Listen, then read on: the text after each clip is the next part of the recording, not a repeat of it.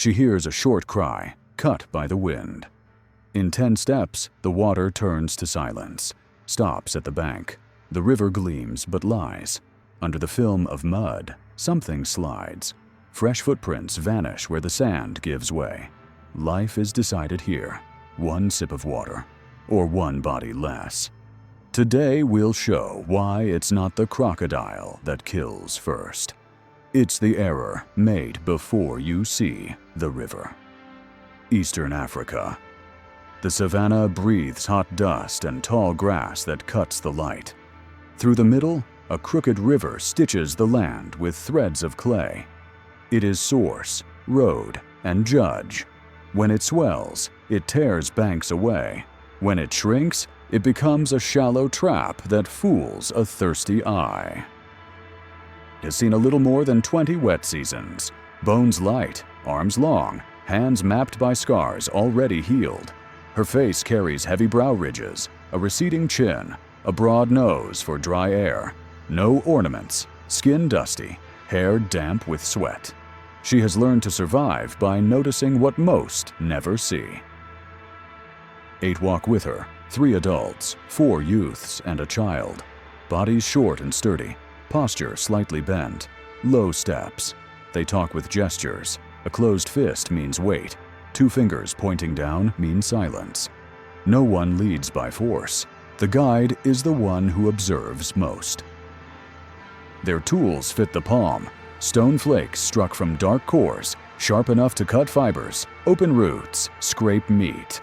A long staff serves as probe, support, and opportunistic weapon. Nothing is pretty. Everything is useful. For 2 days, the water has tasted like a promise. The leather that holds the little they carried is almost dry. Drinking far from the bank is safer. Carrying it far back takes energy the tired body wants to save. Hurry looks like a solution. In a river, hurry is prey language.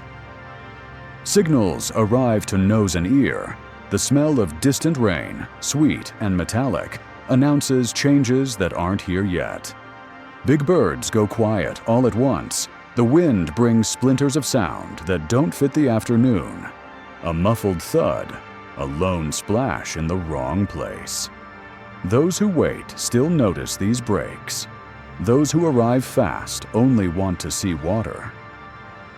They know stories of those who didn't return, people who chose the smooth, well-lit descent with no roots, pretty ground that collapses under the weight of fear, people who went in talking and became vibration for whatever hunts below, people who entered in a tight line, each step repeating the last one's mistake. Today, the task is simple and hard. Fill containers, cross back, feed those who stayed. Eyes the stretch where acacia roots cast broken shadows across the edge. There, the bottom might hold feet better. Might. The river is alive. What was safe yesterday is a fatal invitation today. They spread in a crescent, slow. 2 scan the surface for patterns. 2 probe the ground with the staff. The others guard the rear. The child stays higher up among rocks. If anything goes wrong, everyone knows where to run. No one argues it. It is written into each body. Inhales and tastes clay rising in her throat. She doesn't look for the predator. She looks for breaks, a shine that doesn't fracture, a silence that weighs, a leaf that sinks for no reason. Their lives don't depend on strength. They depend on recognizing, early, that water lies, and choosing, calmly, where fear has no leverage. Sweeps the bank with her staff like reading an old language. The surface looks uniform, but where light doesn't break, the bottom often drops off. She looks for the opposite, water that shatters into fine shards, tiny bubbles rising in steady cadence, grass that sways without haste. That pattern hints at rock, root, resistance. The group opens in a crescent, each with a task. 2 watch the rhythm of the water. Two probe the ground. Two watch the tall grass where hyenas sometimes test human distraction. No one moves without signaling first. Communication is a silent choreography. Point, pause, backstep. Living near the river takes less throat and more eye. The first sign of danger comes not from what is seen, but from what is not heard. The bend ahead is too quiet.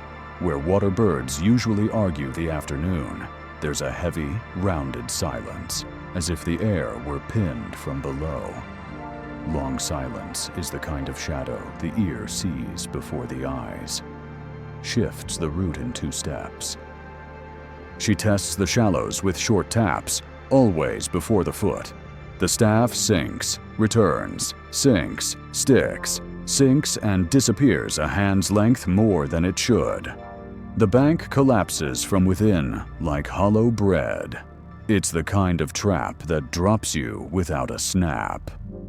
The geography gives it away, a smooth, inviting ramp with no roots. Invitations belong to the river. To read the current, they throw dry leaves. Some spiral and vanish at a nearly invisible point, then reappear meters away, off any logical line. Sketches a triangle in the air with her fingers, a funnel. On dry ground, funnels are passages. In water, a funnel is a tooth. Crossing there would be quick. Too quick. A youth edges too close and the sand liquefies under his heel. The body answers with the impulse to step forward to regain balance, grips his forearm and yanks him back, cutting the reflex in half. The scare makes no sound. Sound is what summons larger scares. The group breathes together, quiet, as if trying to be smaller than its own fear. Banks tell stories in the texture of ground. Antelope tracks end abruptly, erased from the inside, not scuffed from above. That isn't rain, it's sudden sinking. Farther on, piles of snail shells say someone often ate here and lingered. Predators leave plate and cutlery where they feel sovereign. Humans pass, owners stay. A thick branch drifts downstream and, instead of continuing, it breaks suddenly, as if grabbed from below. No visible whirlpool, a muscle you can't see. In rivers like this, the predator waits where flow brings news of prey and light gives little away. He hunts with the patience humans lose when thirsty. To cut vibration, they drop the line and add gaps. Water transmits one body's mistake to another like a taut rope. The closer they are, the easier panic multiplies. They rehearse without getting wet. On dry ground, they practice the move they'll use in water. Bent knees, low center of mass. Gaze on the wide reflection, not the small foam. Tools investigate too. A flake slices a tuft of grass to weigh it wet. Heavy grass drooping the wrong way betrays a cross-current. Cross-currents push the leg inward while tugging the foot downward. That combination steals the ground without warning, perfect for whoever waits hidden. The wind shifts. A shallow scent of freshly disturbed mud drifts in, different from the clay the sun cooks. New smell, old water. A watcher raises 2 fingers and points center. The surface draws a short, dense V that closes without foam.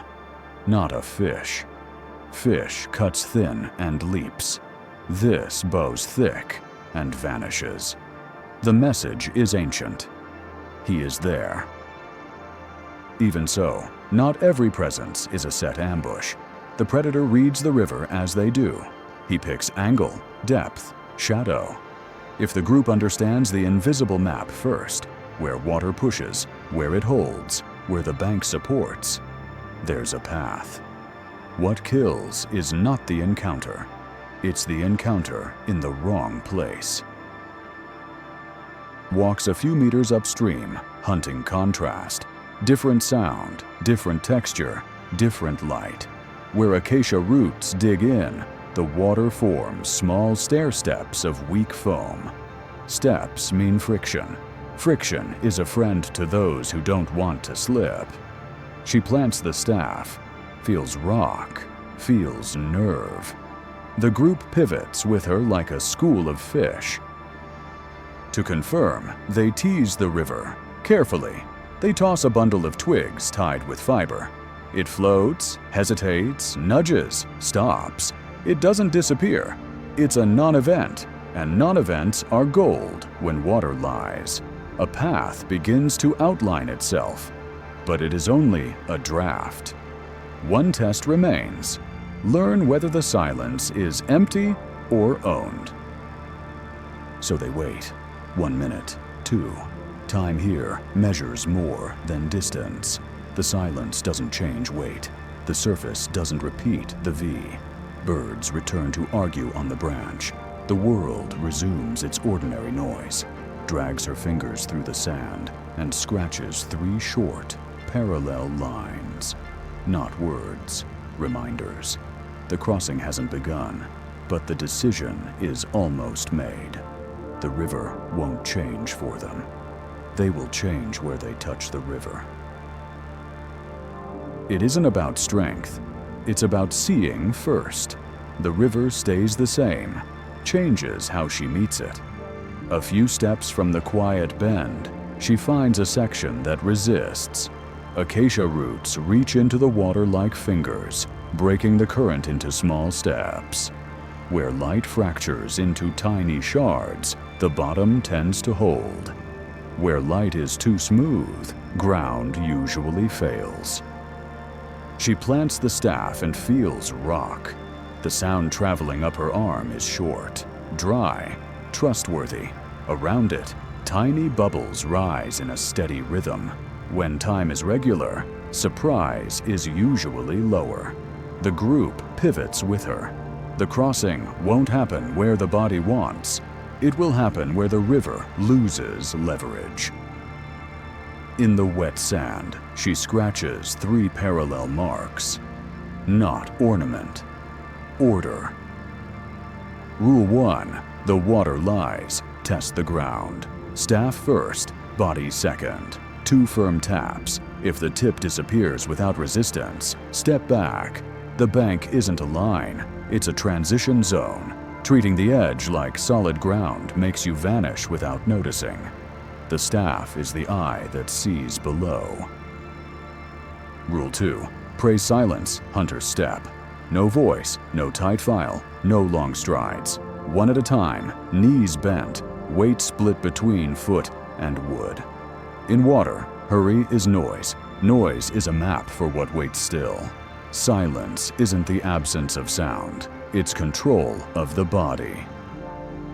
Rule 3. The first step is backward. If the ground gives, don't lunge forward to recover. Retreat. It breaks the current's angle, cuts the predator's lever, and gives the body back its balance. Instinct pushes forward. Life stands in the counter step.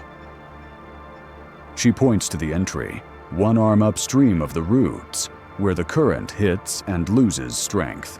The first to cross isn't the strongest, it's the one who errs least.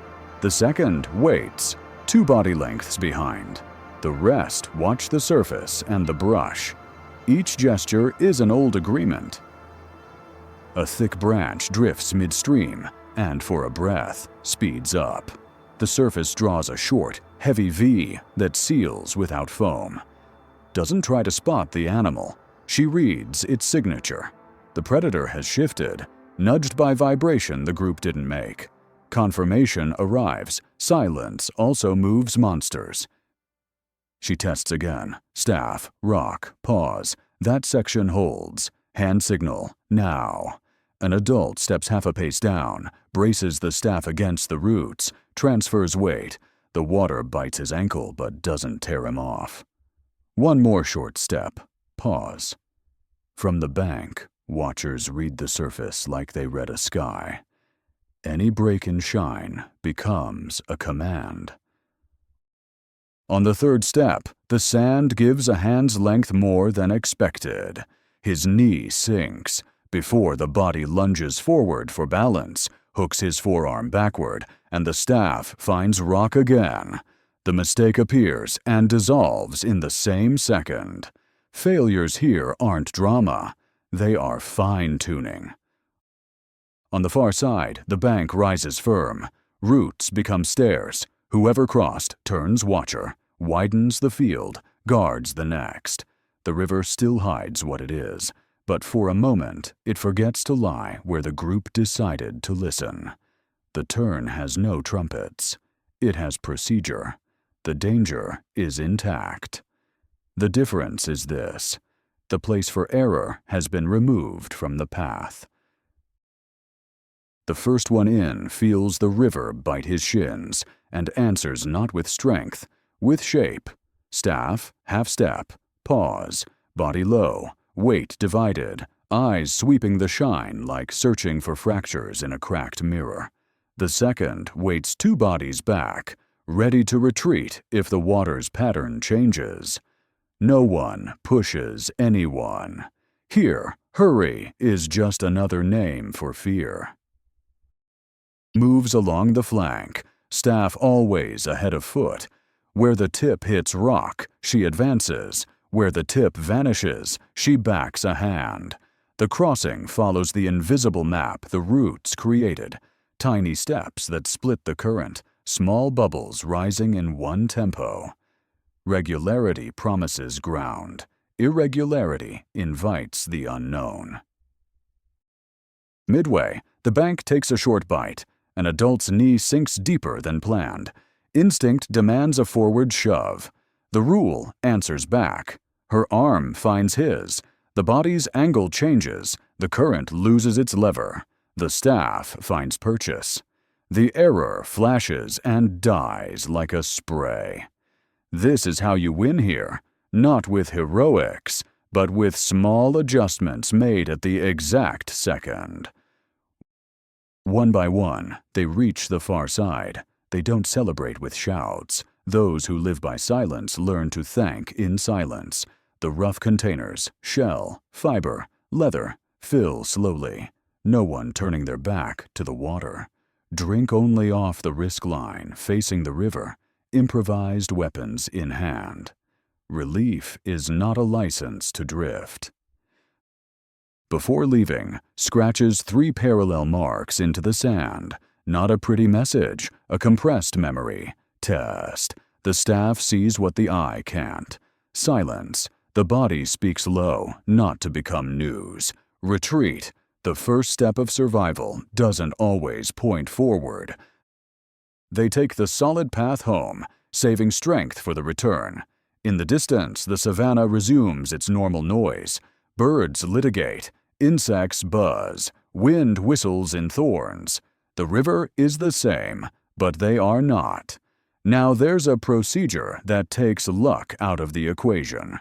Where there used to be the wish to get there fast, there is method. Where there used to be sudden fright, there is shared attention. When the light fades, the marks in the sand will disappear. Tomorrow the channel may shift, the whirlpools too. The 3 lines remain, not on the ground, but in the body. They are rules easy to recall when the heart races. Staff first, voice last, and if the ground vanishes, step back. It is little, it is enough. That is how a tribe ends the night with the same number of names it woke up with.